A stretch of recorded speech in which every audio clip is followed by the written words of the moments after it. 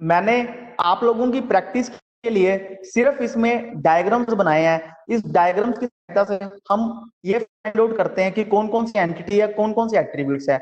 यदि मैं पहले डायग्राम की बात करूं तो आपने देखा कि पहले डायग्राम में आपको अगर एंटिटी और एट्रीब्यूट्स ढूंढने हैं, सबसे पहले आप क्या ढूंढो, सबसे पहले आप एंटिटी ढूंढो। एंटिटी को सर्च करने के लिए आपको क्या सर्च करना पड़ेगा, रेक्टेंगुलर बॉक्स। आपको पता लग गया इसमें एक रेक्टेंगुलर बॉक्स है, मींस हमारी एंटिटी कितनी है, आप कहोगे सर एक। और कौन सी एंटिटी है, उसका नाम क्या है, अकाउंट, मींस हमारी अकाउंट नाम की एंटिटी है। फिर हम उस एंटिटी के एट्रीब्यूट ढूंढते हैं। एंटिटी के एट्रीब्यूट ढूंढने के लिए आपको देखना पड़ेगा उसके साथ कौन कौन से oval box, oval circles attach हैं। First ellipse, second ellipse, third ellipse, fourth ellipse, means चार मेरे एट्रीब्यूट हैं अकाउंट एंटिटी। अगर मैं पूछूं कौन कौन से एट्रीब्यूट हैं, तो आप बोलोगे सर पहला एट्रीब्यूट तो अकाउंट नंबर है, दूसरा एट्रीब्यूट हमारा कस्टमर नेम है, तीसरा एट्रीब्यूट हमारा बैलेंस है, चौथा एट्रीब्यूट हमारा फोन नंबर है।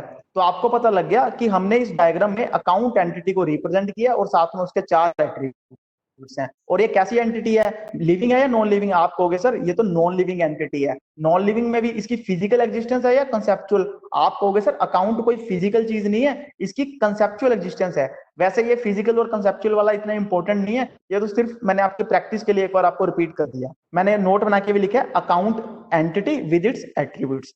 एग्जाम में हो सकता है कि आपको एक डायग्राम ऐसे आ जाए और खाली आप क्या करेगा ना, एग्जाम में अगर क्वेश्चन उसने पूछना हुआ, वो आपको क्या कर सकता है, सिर्फ ये डायग्राम बना देगा और क्वेश्चन लिख देगा नेम दी एंटिटी। तो आपको एंटिटी का नाम बताना होगा। तो इस डायग्राम को आप देख के इजीली बता सकते हो कि रेक्टेंगुलर बॉक्स में जो नाम लिखा हुआ है वही मेरी एंटिटी का नाम होगा। और फिर वो पूछ सकता है एंटिटी का नाम बताओ और उसके एट्रीब्यूट्स का नाम बताओ, तो आप इजीली बता दोगे एंटिटी का नाम अकाउंट है, एट्रीब्यूट्स का नाम account number, customer name, balance, phone number. यही फायदा होता है डायग्राम में रिप्रेजेंट करने का। आपको बहुत कुछ लिखना नहीं पड़ा, सिर्फ आपने डायग्राम बनाया और सामने वाले पर्सन को समझ में आ गई।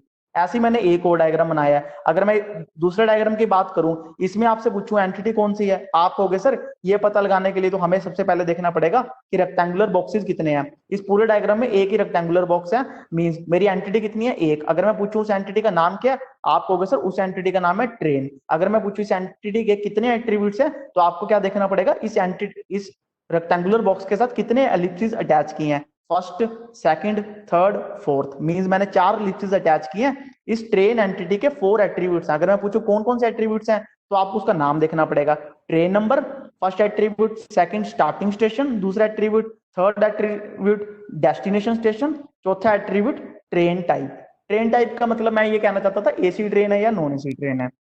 और मैंने यही नोट बना के लिखा है train entity with its attributes. तो अब आप इजीली सीख चुके हो कि डाटाबेस के जो स्ट्रक्चर को एक्चुअल में कंप्यूटर में डिफाइन करने से पहले इस तरह आप डायग्राम्स बना के एक रफ पेज पे, एक चार्ट पे रिप्रेजेंट कर सकते हो। फिर उसमें देख सकते हो कि कोई एडिशन या कुछ कोई चेंजेस तो नहीं करना, या कोई एट्रीब्यूट आपने एक्स्ट्रा तो नहीं ले लिया उसको डिलीट करना हो, या कोई कंप्लीट एंटिटी आपने एक्स्ट्रा ले रखी हो या कम ले रखी हो, वो सारी बातें डिस्कस की जा सकती हैं।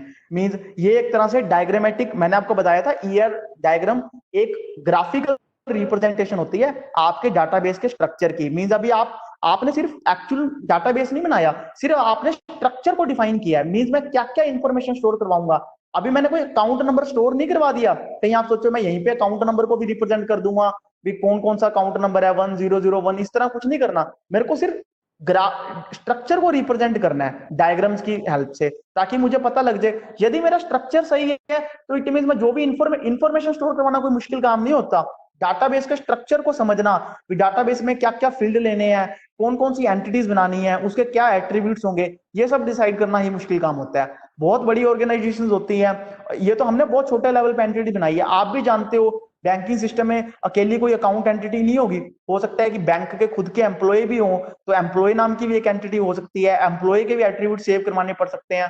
बहुत तरह की एंटिटीज होती हैं जो रियल लाइफ में, अगर हम डाटाबेस की बात करें, तो सिर्फ हमने एक समझने के लिए छोटे एग्जाम्पल लिए हैं। आपको भी समझने के लिए, या आपको कोई एग्जाम में वो बनाने के लिए नहीं कहेगा। अगर आप सोचो कि वो आपको कोई रेलवे का डाटाबेस बनाने के लिए बोल देगा या बैंकिंग का डाटाबेस बनाने के लिए बोल देगा, सिर्फ आपके सिलेबस में कंसेप्ट्स हैं, भी आपने कंसेप्ट्स को सीखना है कि किस तरह से बड़ी ऑर्गेनाइजेशंस अपने वर्क को परफॉर्म करती हैं। उसी लिए डीबीएमएस में हम ईआर डायग्राम का यूज करते हैं, जिससे डाटाबेस के स्ट्रक्चर को बनाना बहुत ईजी हो जाता है। हो सकता है कि अभी आपको शायद हल्का सा डीबीएमएस मुश्किल लग रहा हो, वैसे इतना मुश्किल ये है नहीं, लेकिन आप इसको 2-3 बार इन वीडियोस को देखोगे तो आपको धीरे धीरे करके चीजें समझ में आने लग जाएंगी। जैसे जैसे टॉपिक आगे बढ़ता जाएगा आपको चीजें समझ में आती जाएंगी। Thank you.